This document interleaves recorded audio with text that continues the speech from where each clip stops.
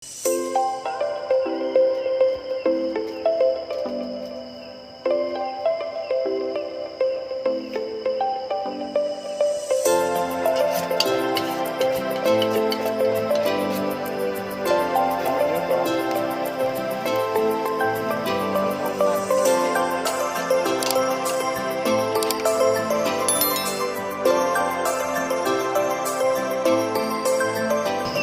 malam hari ini terasa dingin ya. Saya di depan tenda, istri saya lagi sibuk masak. Suasananya masih sepi, sudah datang beberapa tamu dengan anak-anaknya. Mereka menikmati hubungan yang sangat baik dengan anak dan istri, makan malam bersama di perkemahan kemah panggung Umbul Sidomukti. Saya juga mengalami rasa yang nyaman, enak, teduh, sekalipun ya terasa berbeda dibandingkan di rumah. Tapi yang paling saya mau bagikan malam hari ini adalah perenungan ya, bagaimana kita ini bisa belajar untuk bijaksana. Salah satu yang bijaksana adalah berkata tidak.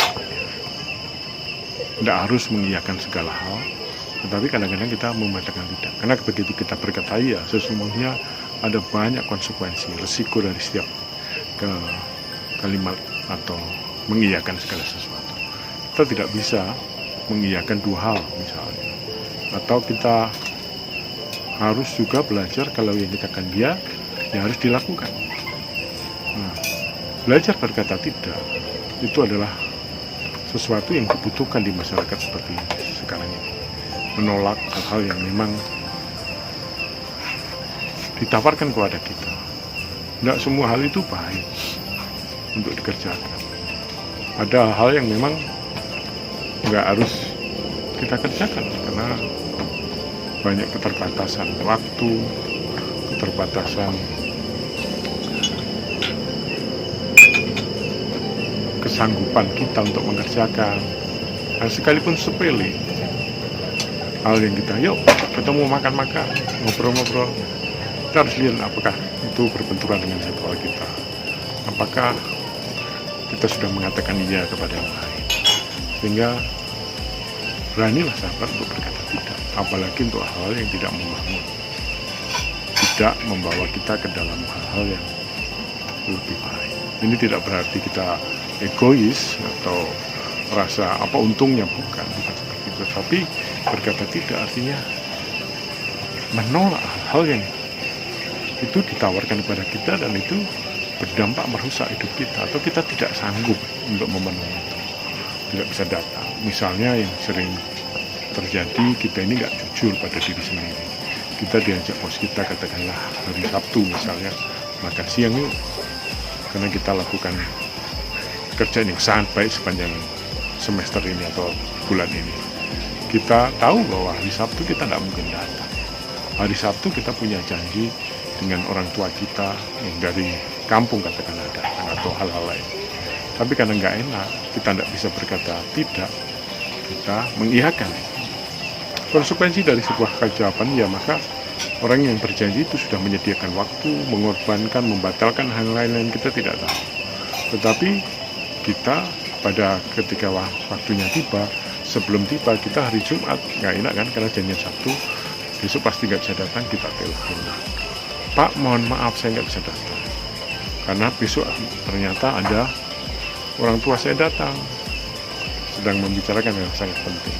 Pertanyaannya adalah kapan kita tahu orang tua kita datang dan kapan kita mengiyakan orang yang mengundang kita, sehingga akhirnya terpaksa orang itu ya iya namanya orang tua, tetapi berapa hal yang dikorbankan ketika dia harus membatalkan gara-gara Anda batal waktu. Mungkin dia bisa melakukan banyak hal lain, mungkin dia sudah berjanji dengan pihak lain dan dibatalkan karena Anda mengatakan bisa dan Anda diprioritaskan, tetapi dengan mudahnya Anda mengatakan tidak jadi.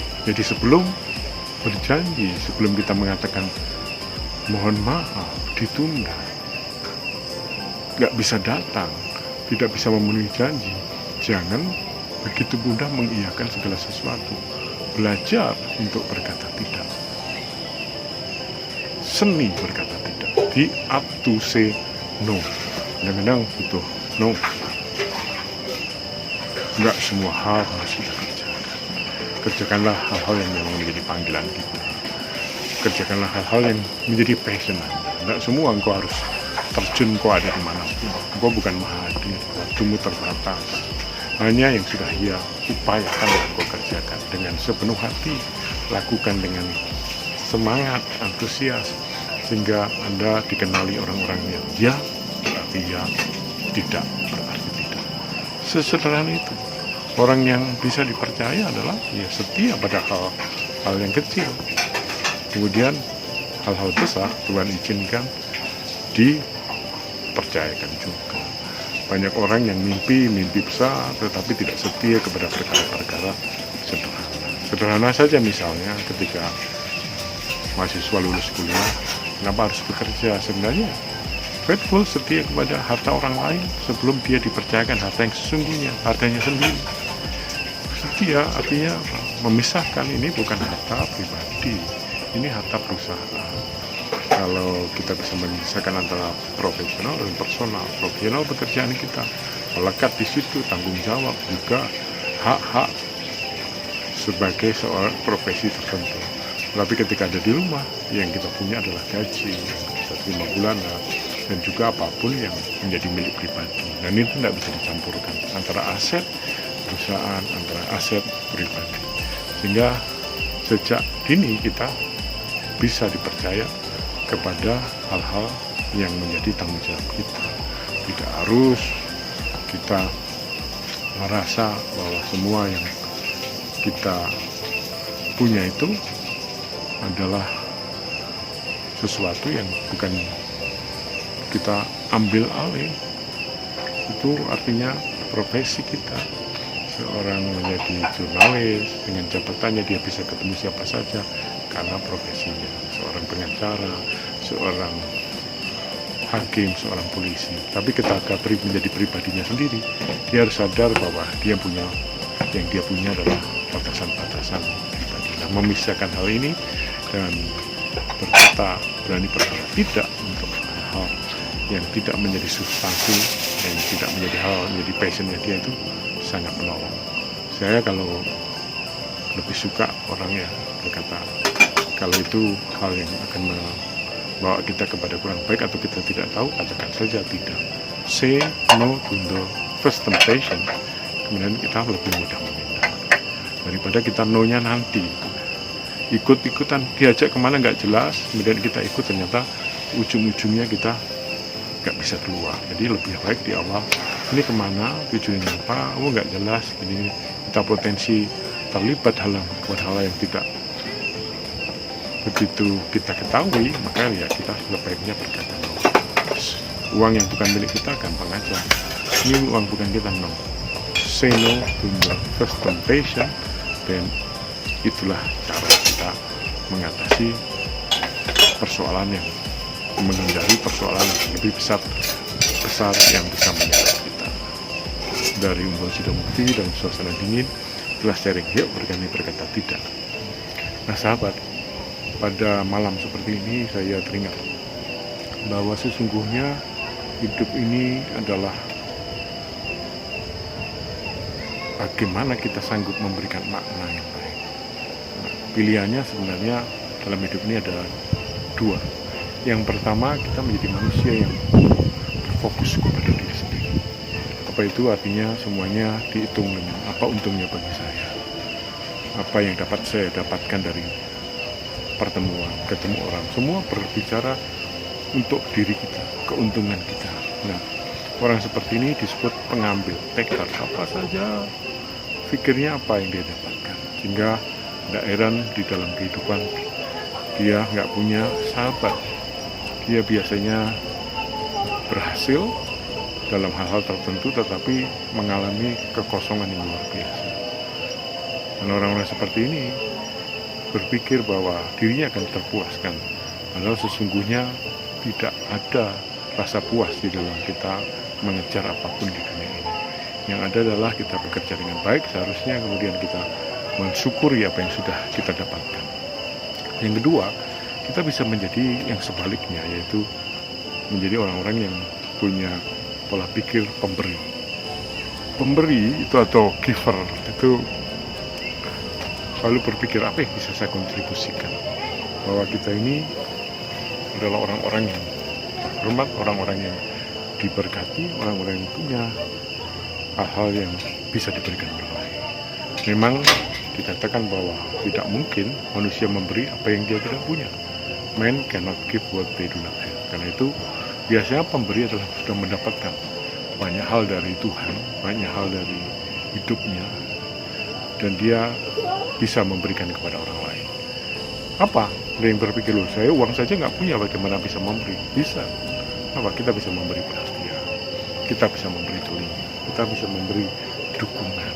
Mungkin hanya dengan SMS, dengan memberikan salam, dengan menyapa lebih dulu, atau memberikan perhatian ketika orang bicara kepada kita. Itulah memberi.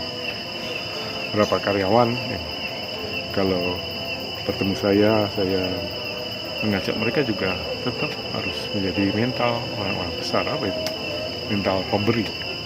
Dia bekerja dulu, kemudian baru terima haknya, gajinya. Jadi dia memberi dulu. Nah, dia sudah lakukan itu dan dia terima, dia mendapatkan. Orang yang memberi dengan sukarela, memberi karena sudah pola pikir hidupnya itu memberi, maka dia dimanapun tidak takut. Karena dia begitu confident, dirinya adalah orang-orang yang menjadi solusi. Dia ada diberkati, dia sudah mendapatkan banyak hal, dan dia akan menjadi solusi bagi banyak orang. Karena kemauan untuk memberi, kemauan untuk berbagi untuk orang lain. Di malam ini saya mengajak kita semua berubah pola pikir. Kalau kita selama ini hanya ingin mendapatkan sesuatu dari setiap pergaulan, pertemanan, maka harus dirubah. Jadi orang-orang yang mau untuk memberi, mau untuk berbagi kepada sesama, kepada teman dekat, kepada siapapun. Dan ketika di dalam kita berbagi, kita mendapatkan buah, dipercaya orang, kemudian mendapat kehormatan atau mendapatkan hal-hal seperti berkat-berkat jasmani, tentu tidak ada salahnya. Tetapi itu adalah bukan apa yang menjadi kita kejar semata-mata, tapi yang kita kejar adalah bagaimana hidup ini berbuat kebajikan bagi sesama, memberi makna dalam segala sesuatu, sehingga hidupnya benar-benar menjadikan dirinya adalah orang-orang yang tidak takluk terhadap persoalan, tidak minder terhadap orang lain. Ketemu pejabat tinggi, ketemu presiden, ketemu raja, dia tidak merasa rendah. Kenapa? Dia datang untuk memberi. Dia datang untuk memberi dukungan, memberi telinga, memberi suara, memberi apapun. Dan dia bukan peminta, tetapi kepada orang-orang yang sederhana, orang-orang yang level bawah, dia sudah tidak merasa sombong, karena dia tahu bahwa yang dia dapatkan itu datangnya dari Tuhan, dari yang penuh rahmat, yang sudah membuat dia bisa merasakan banyak kebaikan. Jadi malam hari ini di kawasan Umbul Sidomukti Semarang, tempatnya sangat dingin, di tenda panggung, saya mengajak kita semua untuk berubah dari orang-orang yang suka mengambil, taker, menjadi orang-orang yang memberi, karena engkau sudah mendapatkan banyak hal. Lebih baik memberi daripada menerima. Lebih baik tangan di atas daripada di bawah. Lebih baik karena kita bukan victim, tapi kita adalah orang-orang yang bisa memberi apa yang Tuhan sudah berikan bagi kita. Tetap semangat.